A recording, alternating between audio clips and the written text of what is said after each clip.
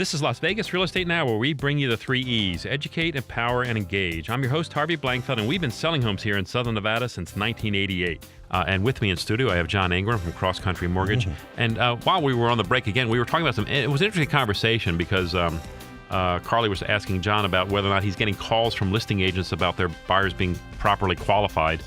And you basically said not too often. Not any more than it has been over the trend for the last number of years.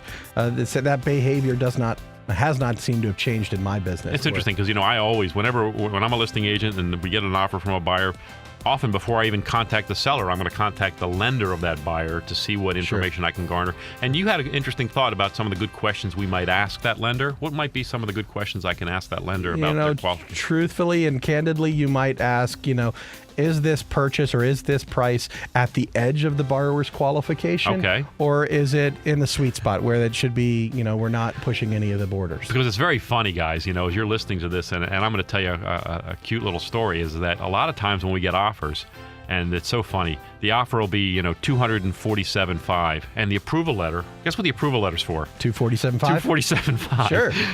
So you sit there and you say, gee, I wonder if they maybe call the lender and have them write a special letter just for this offer, which is what people do a lot of times because, and here's the question I ask buyers and buyers agents who do that. If you're doing that and there's another buyer who wrote a slightly higher offer, and for whatever reason the seller believes, well, this is as high as they can go, they're done with you. Is that really a smart thing to do? Well, I go back to the other side also, which is I don't want the seller to use as a negotiating ploy that I'm qualified to go $20,000 higher. Say my home's listed at $250,000 and this offer is $247,500, and the approval letter says $247,500. Does that mean I can't counter it? Of course not. You can absolutely counter it. Sure. And part of the conversation with the lender, as John just said, is do they have more capacity? Can they buy more? Is this really their limit? And the lender can choose to answer that or not. And so don't let the number on that letter ever scare you or influence you one way or another. Right. You should be saying, okay, I'm going to counter this, and then I also want a new letter saying that they're okay at that. If you can't get that second letter at this new higher amount, then that's not the offer to accept. Yeah, and also as a seller, just because the buyer has say that approval letter says $300,000, that doesn't mean the buyer's going to pay $300,000 for your house. That's true.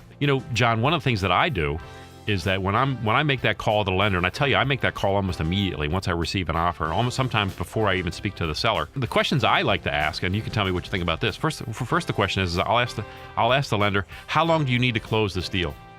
Right. And if their answer matches what's on the offer, that's great. If it doesn't, I just found out some interesting information about the collaboration between the lender and the buyer's agent. That's true. And that's one thing I need to know. So that's one of my first questions. The second, I like that one. The other question is have you gone through DU or AU? Have you got any kind of an approval, an automated approval? Right. The other question that I'll ask is that we talk about the closing date, but I also ask the lender how long they need to complete the appraisal, because that's an important part of our contract. That's the standard now. Yeah, it's a standard now. And then the other question, of course, that ties to that is how long will they need to complete the loan process? In other words, to get final approval, which doesn't necessarily coincide with a closing date.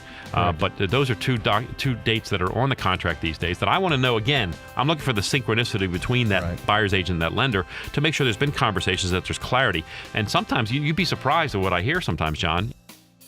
You've been listening to Las Vegas Real Estate Now with host Harvey Blankfeld. Please tune in every Saturday at 11 a.m. right here on News Talk 720 KDWN.